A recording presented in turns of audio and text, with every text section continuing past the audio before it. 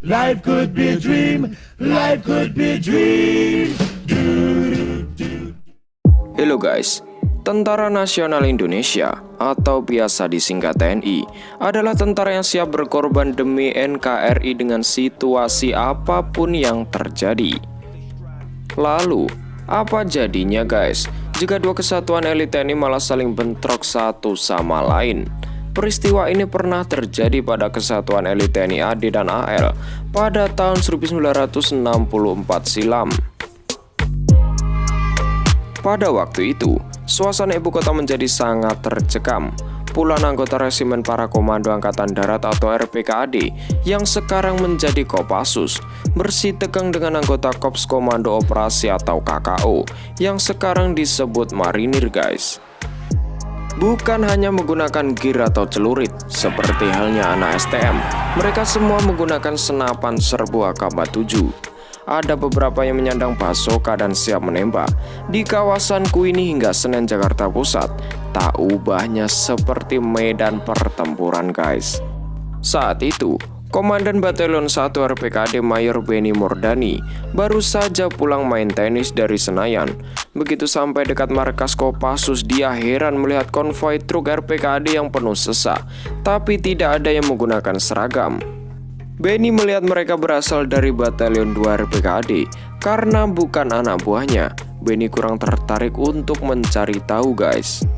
Benny baru sadar setelah masuk asrama karena melihat petugas piket berteriak panik. Sadar ada yang tidak beres, Benny langsung putar haluan dan berusaha mengejar konvoi truk itu guys. Benar saja, di sepanjang jalan masyarakat tampak panik. Di Jatinegara sampai Keramat suasananya menjadi tercekam. Truk RPKAD berhenti di Keramat Raya sementara gaya siap tempur. Para penumpangnya berlarian menuju Simpang 5 Senen guys.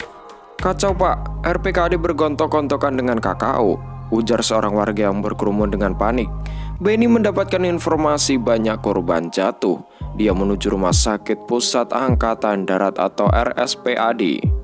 Di sana, dia melihat korban jatuh di kedua belah pihak. Selain beberapa KKO dan RPKAD, beberapa warga sipil juga ada yang tewas guys. Informasi yang dikutip dari Jakarta Greeter. Saya tengok ke ruang perawat, kira-kira ada 3 RPKAD dan 10 KKO tergeletak, terbaring berlumuran darah dikerumuni para petugas kesehatan, ujar Benny seperti yang ditulis Julius Pur dalam buku Benny, Tragedi Seorang Loyalis. Benny mendapatkan informasi, ternyata penyebab bentrok berdarah itu cuma masalah sepele. Pagi harinya, Cakrabirawa EKS KKO dan RPKAD sedang berlatih baris berbaris di lapangan banteng guys. Setelah latihan, anggota RPKAD belajar menyetir mobil. Entah siapa yang memulai, tiba-tiba kedua kesatuan elit itu saling ejek, lalu berkembang menjadi perkelahian guys. Karena dekat dengan markas Marinir, RPKAD kalah jumlah, lalu mereka mengontak kawan-kawan mereka di markas RPKAD di Cijantung.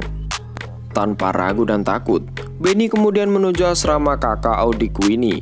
Benny sadar masalah ini harus segera diselesaikan. Benny tidak bawa senjata dan berseragam. Dia hanya mengenakan kaos dan bercelana pendek sehabis main tenis guys. Di pos jaga KKO, dia melihat puluhan anggota Cakrabirawa EKS KKO siap tempur dengan senjata terkokang.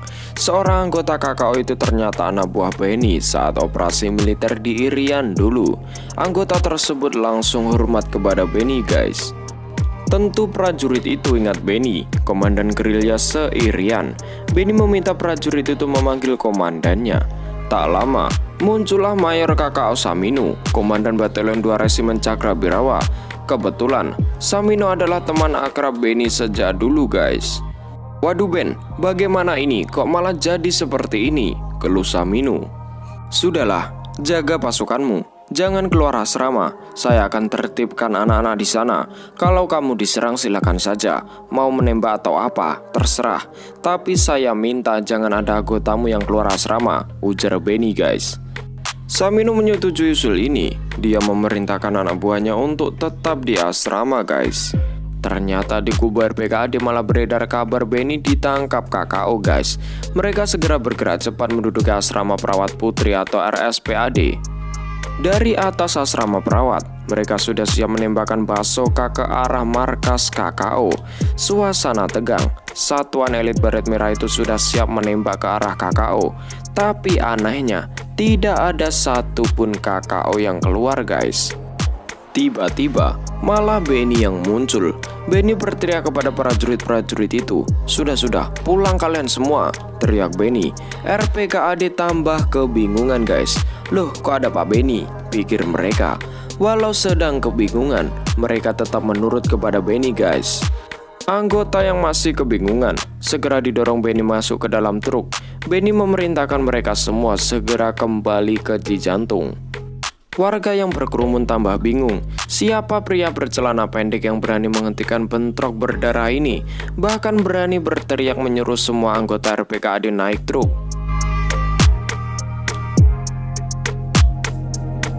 Belakangan, Benny dan Saminu serta komandan satuan lainnya dipanggil untuk menyelesaikan permasalahan ini guys. Kabar soal keberanian Benny sampai pula ke telinga Presiden Soekarno guys.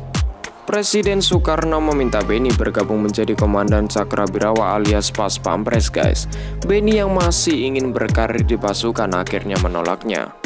Dan pada akhirnya, malah Mayer Untung yang menjadi komandan Cakrabirawa. Kelak Untung pula lain menjadi komandan Gerakan 30 September atau G30S PKI.